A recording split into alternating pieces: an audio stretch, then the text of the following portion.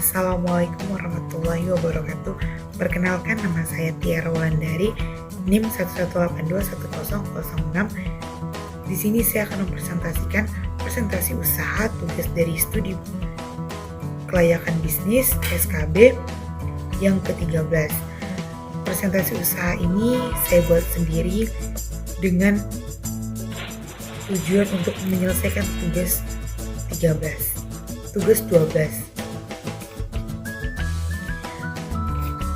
Saya akan membuat usaha Farah Cake by Tiara Wulandari yang akan menjual beragam jenis kue-kuean. Latar belakang rencana usaha saya adalah karena yang saya rencanakan adalah membuka usaha kue rumahan yang memanfaatkan waktu kosong dan rumah saya sendiri untuk mengisi waktu luang saya selama masa pandemi kuliah online ini. Maka saya ingin membuat usaha sendiri dengan hasil saya sendiri untuk membuat kreasi-kreasi yang saya lakukan sendiri. Usaha ini saya buat untuk membuktikan bahwa waktu-waktu kosong kita di masa-masa pandemi ini dapat kita manfaatkan. Dan kebetulan juga di sekeliling rumah saya di sekitar saya untuk toko kue sendiri, apalagi di masa-masa pandemi ini belum ada yang berani membuka dan belum ada toko-toko kue di sekitar rumah saya. Untuk gambaran usaha saya sendiri, yang akan saya jual nanti di usaha saya adalah kue-kue dari kue basah, kue kering, cemilan-cemilan kering yang tahan lama, yang fresh maupun yang open PO pre-order. Nah, di sini saya akan menjual kue ulang tahun yang mungkin banyak sekali peminatnya di perharinya, walaupun cuma 1 atau 2 orang.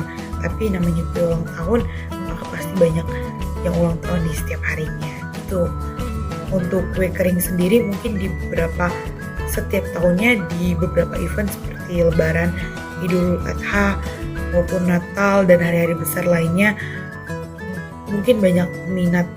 Untuk kue kering, cemilan kering sendiri itu kue yang mungkin akan selalu ready karena memang dari kemasan, packaging, dan makanan yang saya jual pun itu tahan lama.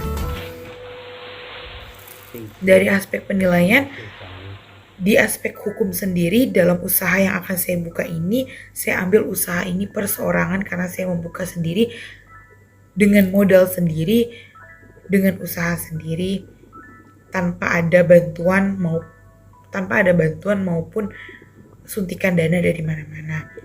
Nah, usaha ini saya buka dan saya ingin legalkan dengan adanya pendaftaran ke perseorangan, usaha perseorangan, agar usaha ini ke depannya lebih maju dan mudah, nyaman, terus berakses di UMKM.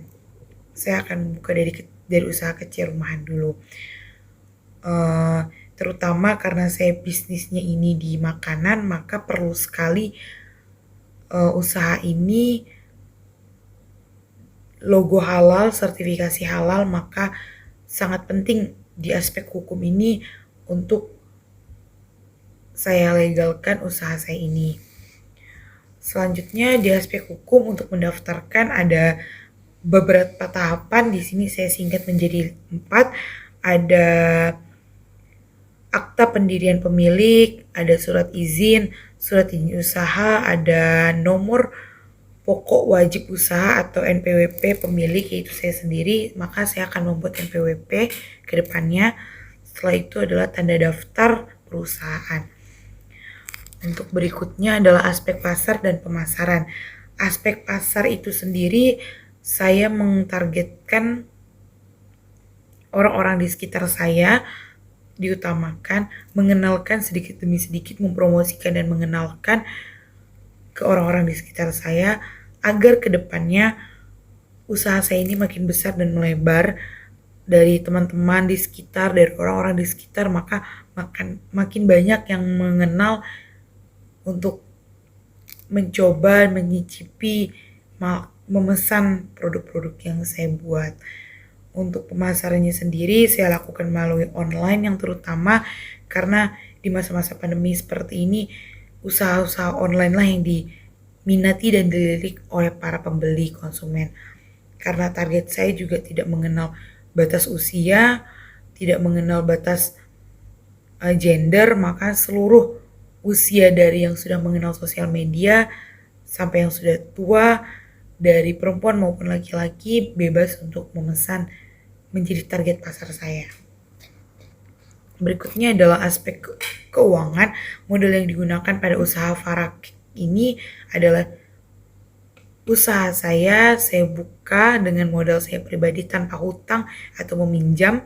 Secara rinci modal yang digunakan pertama kali untuk membuka Farakek ini mungkin saya tidak bisa lakukan secara rinci karena memang berlahan dari modal kecil, dari membeli alat-alatnya terlebih dahulu, terus modal berikutnya membeli bahan-bahan, membeli packaging, sampai mengeluarkan modal untuk mendesain logo, sampai ke mendaftarkan sertifikasi halal dan mendaftarkan UMKM. Itu semua pure dari modal saya pribadi. Selanjutnya adalah aspek ekonomi. Untuk membuka usaha ini jujur adalah suatu keinginan saya pribadi untuk membuka usaha ini, meringankan beban orang tua, meringankan dari segi kuliah juga karena memang saya masih kuliah, jadi meringankan membayar daftar ulang. Terus juga kalau mungkin 1-2 bulan ke depan usaha ini makin membesar dan makin bagus, mungkin saya akan membuat usaha saya ini menjadi usaha yang dapat menguntungkan orang di sekitar dengan saya membuka lapangan pekerjaan, mengurangi sedikit pengangguran di sekitar rumah saya utamanya. Berikutnya ada aspek sosial. Yang pertama perubahan demografi melalui perubahan komposisi tenaga kerja. Dengan adanya usaha ini kami dapat meningkatkan angka kerja, terutama saya sendiri yang mungkin dulunya pengangguran, saya jadi tidak mengeluh lagi, saya sudah punya usaha. Kedepannya insya Allah saya akan menjadikan usaha saya ini untuk dibuka, mengurangi tenaga kerja pengangguran di luar sana yang diutamakan dekat rumah saya. Berikutnya aspek sosial sendiri, yang berikutnya adalah perubahan budaya dari tetangga yang mungkin awalnya tidak mengenal, kurang respect. Akhirnya karena ada jualan ini, saya berjualan dan orang sekitar rumah saya juga ada yang berjualan. Akhirnya kita menjadi makhluk sosial yang benar-benar sosialisasi sekali, saling menguntungkan, saling membutuhkan juga. Untuk berikutnya adalah analisis dampak lingkungan hidup. Untuk limbah padat saya sendiri meminimalisirkan sekali sampah-sampah plastik yang sulit untuk diurai kembali. Saya menggunakan yang organik, saya menggunakan yang mudah diurai, menggunakan kertas paper bag yang lebih ramah lingkungan untuk mengurangi sampah plastik itu sendiri. Sampah-sampah bekas, limbah-limbah rumah tangga pun saya pisahkan, yang plastik, yang kertas, yang kotoran-kotoran, sisa-sisa makanan, sisa-sisa bahan-bahan saya pisahkan agar mudah untuk didaur ulang maupun dibakar dan lain sebagainya. Berikutnya analisis dampak lingkungan. Untuk limbah cairnya sendiri, saya gimana? Mungkin di usaha saya ini sangat banyak menggunakan minyak-minyak berlemak, maka saya menggunakan minyak-minyak beku agar dapat setelah diproduksi minyaknya itu bisa beku dan dibuang. Untuk cairan-cairan seperti mentega dan lain sebagainya macamnya yang berlemak, saya usahakan untuk dibuang ke tempat sampah, tidak untuk dicuci dan dialirkan di air agar tidak melakukan penyumbatan dan akhirnya membuat bau di sekitar. Mungkin itu yang saya dapat kurangi untuk di limbah cairnya sendiri. Be craft with kesimpulan saya untuk kegiatan usaha saya sendiri yang insya Allah yang akan saya buka.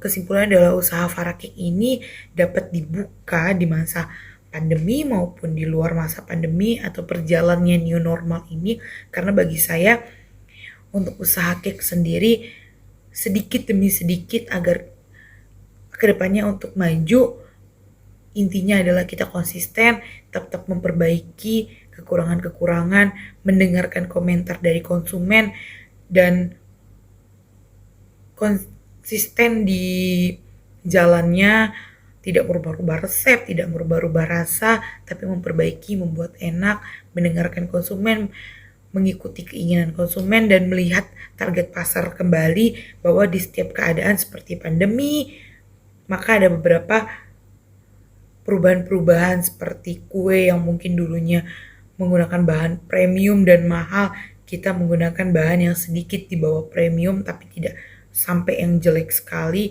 dengan harga yang standar orang-orang bisa merasakan dan bisa membeli. Ya, berjalannya new normal pun kita bisa membuka usaha ini dengan berlahan tapi pasti, tapi tidak untuk menutup usaha. Jadi sebenarnya usaha Farakik ini saya harapkan bisa dapat dibuka dan bisa membuka lapangan pekerjaan baru untuk para pengangguran di sekitar saya. Itu mungkin keinginan saya untuk usaha saya sendiri, Farakik ini. Insya Allah Farakik bisa dibuka dan bisa bertahan di kondisi seperti apapun. Saya sebagai mahasiswa ekonomi syariah, saya mendukung sekali dan ingin mengajak kawan-kawan untuk selalu positive thinking, melakukan hal sesuai dengan koridornya, jangan takut untuk melakukan usaha, melakukan proses, karena menjadi pengusaha besar itu tidak langsung besar, tapi melalui proses yang dari kecil sampai ke besar. Sekian dari saya, wabillahi taufiq wal hidayah. Assalamualaikum warahmatullahi wabarakatuh.